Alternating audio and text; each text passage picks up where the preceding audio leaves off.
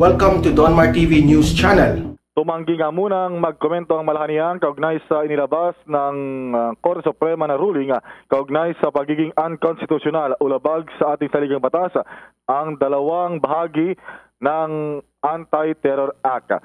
Ayon kay Acting President Spokesman Cabinet Secretary Carlo Nograles, dahil hinintay pa nila na makakuha ng kopya ng desisyon ng kataas-taasang hukuman. Kapag meron na daw silang kopya ng ruling, ay pag-aralan muna ito ng Office of the Executive Secretary, katuwang ang Office of the Solicitor General o kaya ay OSG. Sandalian niyang mabusisi na ito ng Malacanang at ng OSG sa kanila ikokonsidera ang susunod na aksyon na pwedeng pag-apela kung kinakailangan o gustuhin pa nila. Binigyan din ni Nograles na ang Republic Act 11479, yung Anti-Terrorism Act of 2020, ay patunay ng commitment ng pamahalaan na seryosong tugunan ang problema ng terorismo at para isulong ang rule of law sa bansa. Ito bang existence nitong Anti-Terror Act ay walang magiging impact dahil doon sa ruling ng Korte Suprema dahil, ito'y Anti-Terror Act of 2020. Ibig sabihin, last year pa ito nag-i-exist, Bombo Raymond. So, paano ang existence nito ngayon? Maapektuhan kaya ito? Well, hindi naman tayo abogado, Bombo Dennis, pero sa ating tingin dito naman ay tuloy-tuloy pa naman yung implementasyon. So far ay wala pa namang naging test case dito simula nung ipairal yung batas pagkalagda ni Pangulong Duterte. At ito namang mga binaril o kaya ay dineklara na unconstitutional ay mga qualifiers.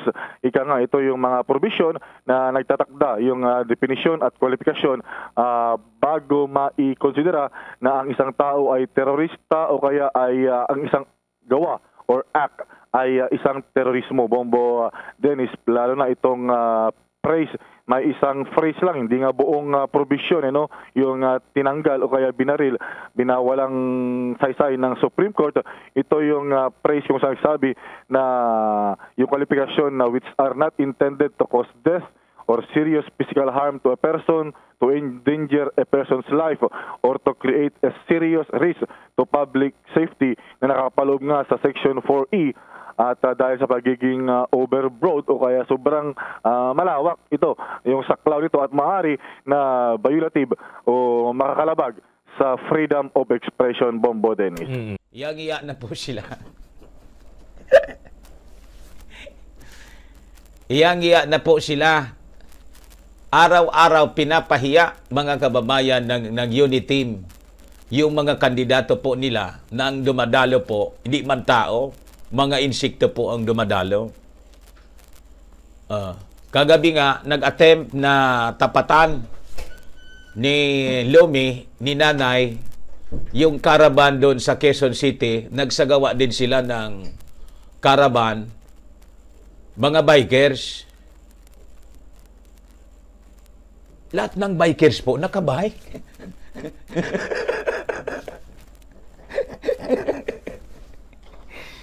Lang yung mga bikers ito. Bakit kaya nakabike sila? Ito yung gusto nila kasi na ori ng caravan. Ganito lang ang crowd ang gusto nila. Kita ninyo? Pag ganito po ang crowd, kinukover po ng media, sabi na, bikers, ABS-CBN, kinover po kaagad ng ABS, takbo agad yung reporter doon. Biker supporting Vice President Leni Robredo launch nightly bicycle convoy along EDSA. Dub, Fireflies, Pink Light of Hope. Sabi ko sa inyo. Kaya kayo inggit na inggit, galit na galit kayo sa crowd ni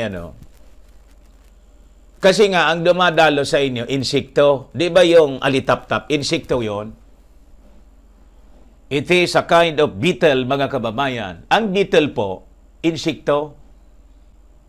Sa susunod po, para mas marami pong dumalo, kasi ngayon, panahon ba ng alitap-tap ngayon? Parang fireflies?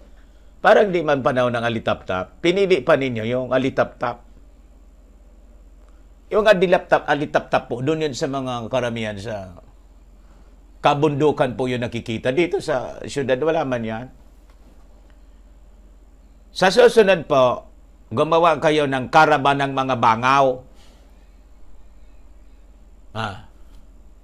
Bangaw, karaban.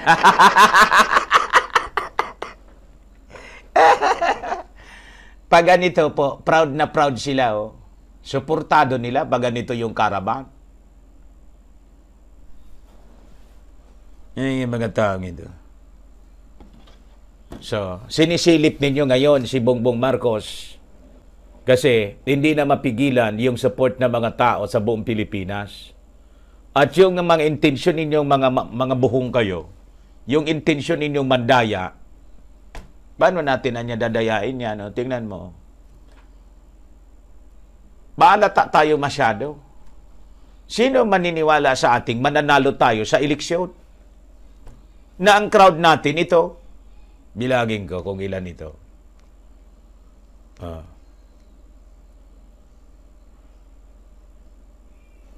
Mabilang po ninyo kung ilang participants. Bilangin ko. 1, 2, 3, 4, 5. Yung pang-anim po, hindi ko na maaninag. 3 nga lang.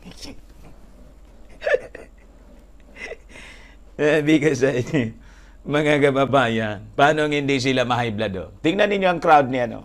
Quezon City ito. Yung kahapon ito, mga kababayan. Tingnan mo naman.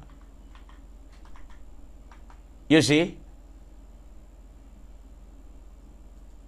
Ganyan katindi. Tingnan niyo doon sa ito. Ayun. Sa likod. Tingnan naman ninyo ang likod. O, tingnan ninyo. Hindi na maabot ng paningin. Kayong mga masyado ng insecure, you people there, mga officials ng Quezon City, gawin na ninyo yung gusto ninyong gawin. Defile ninyo ng kaso yung mga organizers. O, di ba? File ninyo. Anong nangyari kasi po ganito? Si Juan, pinaliwanag na ito mga kababayan many times ni Mike Defensor. Alam ni Mike Defensor as candidate for mayor sa Quezon City ng tandem ng BBM Sara, nadadagsain ng napakaraming tao yung karaban. Kasi nakikita niya kahit saang lugar, kahit nga dito sa amin, wala dito si BBM, dinagsa ng napakaraming tao. Talagang hindi pwedeng maliit na binyo. So, nagsulat sila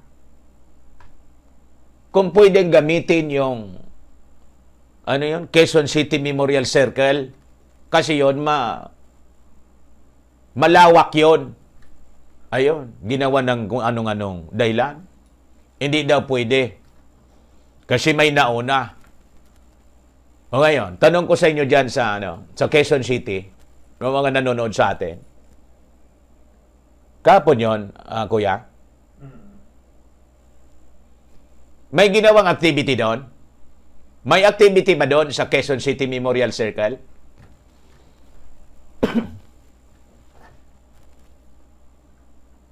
Mayroon o wala? Wala kaming nabalitaan. So, ibig sabihin, iniipit lang nila. Bakit? Kasi nga, yung mayor doon, dilaw. Yan kasi, o ngayon, sinisisi ninyo. Kasi nagsisiki, saan man pupunta? Nasanay kasi sa crowd ninyo, ang crowd ninyo kasi, laging may social distancing. Bakit? Ginawa ninyong rason yung social distancing. Wala man kasi kayong tao. Kung may tao man ko, konti. Yan ang totoo niyan. And then so, you are threatened masyado. So ngayon, sinisilipan ninyo ng mali. Kasi yun yung wala na niyang baka niya bumalik tayo. Sino maniwala sa inyo? Bakit dyan sa market ninyo, sa Quezon City, may social distancing? Sa mga malls, may social distancing? Nakikita kayo? Gulpi kayo, napakarami ninyong rason just to attack Bongbong Marcos kasi kitang-kita po na ninyo ang inyong kalalagyan. Your candidates po kasi populutin sa kangkungan. All the candidates, the Pinklawan, the DDS Pink, the DDS Dilawan, in all the mutations. Yan ang totoo niyan. Kaya kayo nagkakaisa. Yeah, pati si Dinyo, yung DILG, papaimbestiga.